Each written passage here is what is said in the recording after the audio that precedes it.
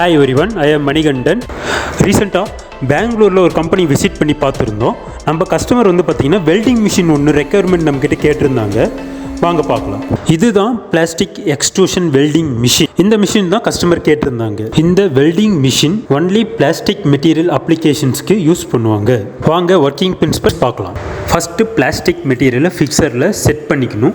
அப்புறம் வெல்டிங் மிஷினில் temperature set பண்ணிக்கணும். பிளாஸ்டிக் மெட்டீரியலை ப்ரீ ஹீட் பண்ணி மிஷினில் சைடில் மோல்டன் பிளாஸ்டிக் ஃபீட் பண்ணியிருக்கும்.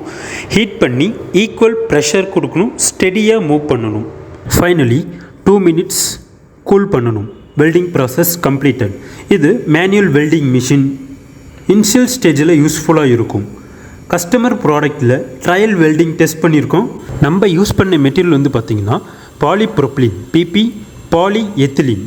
இது இல்லாமல் PVC material, ABS material, nylon material extra.